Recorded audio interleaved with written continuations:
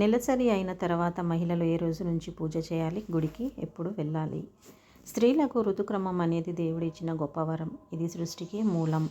ఎందుకంటే స్త్రీకి ఋతుక్రమం రాకపోతే ఆమె తల్లి అవలేదు, సృష్టి ఆరంభం అవ్వదు. స్త్రీలకు నెలసరి వచ్చినప్పుడు పరిపక్వం చెందని అండాలు ఋతుస్రావం ద్వారా బయటికి వెళ్ళిపోతాయి. అందుకే స్త్రీలు ఈ 4 రోజులు కూడా దైవ కార్యాలను కానీ పితృకార్యాలను కానీ ఎట్టి పరిస్థితుల్లో చేయకూడదు. వీటికి దూరంగా ఉండాలి. చాలామంది స్త్రీలలో ఉండే సందేహం ఏంటంటే ఈ 3 రోజులు దీపారాధన చేయొచ్చా, దేవుడిని పూజించవచ్చా, గుడికి వెళ్ళొచ్చా అని. మీకు కూడా ఈ సందేహం ఉన్నట్లయితే ఇప్పుడు మనం ఈ వీడియోలో తెలుసుకుందాము. దైవ కార్యాలకు దూరంగా ఉండాలి.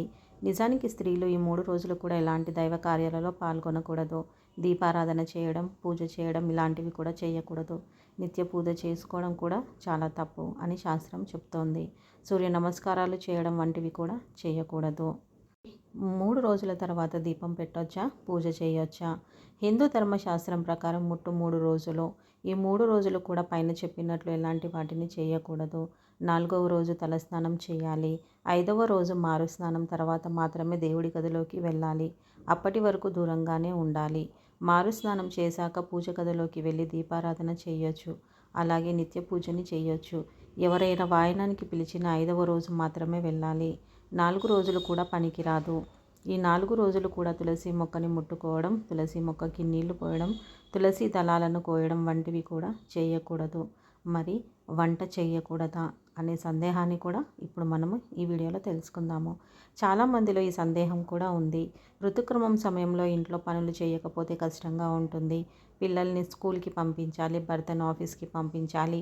అలాంటప్పుడు వంట చేయకపోతే ఎలా, కష్టంగా ఉంటుంది కదా అని చాలామంది స్త్రీలు అడుగుతూ ఉంటారు. అయితే నిజానికి వంట చేసుకోవడంలో తప్పు లేదు. తప్పనిసరి అయినట్లయితే ఖచ్చితంగా వంట చేసుకోవచ్చు. కానీ వంట చేసుకునేటప్పుడు కొన్ని నిల్వ ఉండే వస్తువులను ముట్టుకోకుండా పక్కన ఉంచుకోవడం మంచిది. మొత్తం బియ్యాన్ని కాకుండా కొద్దిగా పక్కకు ముందే పెట్టి ఉంచి వాడడం వంటివి చేయండి. అలా కాకుండా అంతా తాకితే బియ్యానికి దోషం ఉంటుంది. రేపు ఏమైనా నైవేద్యంగా బియ్యంతో చేయొచ్చు, అప్పుడు పనికిరాదు. అందుకని ముందే కొంచెం నిల్వ ఉండే వస్తువుల్ని పక్కకు పెట్టుకొని వంట చేసుకోవాలి. నిల్వ ఉండే ఊరగాయలు వంటివి కూడా ముట్టుకోకూడదు. కొంచెం పక్కకు తీసుకోవడం, లేదంటే ఎవరినైనా ఇవ్వమనడం వంటివి చేయాలి. అయితే తప్పనిసరి పరిస్థితుల్లో ఇలా వంట చేసుకోవడంలో ఎలాంటి తప్పు లేదు. 4వ రోజు అన్ని వస్తువుల్ని తాకవచ్చు, కానీ దైవ కార్యాలకు పితృకార్యాలకు దూరంగా ఉండాలి. అలాగే దీపారాధన కూడా చేయకూడదు. 5వ రోజు నుంచి యథావిధిగా పూజ చేసుకోవచ్చు. మరి పసుపు, కుంకుమ, పూలు ఎప్పుడు పెట్టుకోవాలి? ఋతుక్రమం అయిన సమయంలో పసుపు, కుంకుమ, పూలు, కాటుక వంటివి పెట్టుకోకూడదని చాలామంది పాటిస్తూ ఉంటారు. అయితే 4 రోజులు కూడా వీటిని పెట్టుకోకూడదు. 5వ రోజు మారుస్నానం చేసిన తర్వాత మాత్రం పసుపు, కుంకుమ, కాటుక, పూలు వంటివి పెట్టుకోవచ్చు. ఈ వీడియో కనుక మీకు నచ్చినట్లయితే లైక్, షేర్ అండ్ సబ్స్క్రైబ్ చేసుకోండి. శ్రీమాత్రే నమః.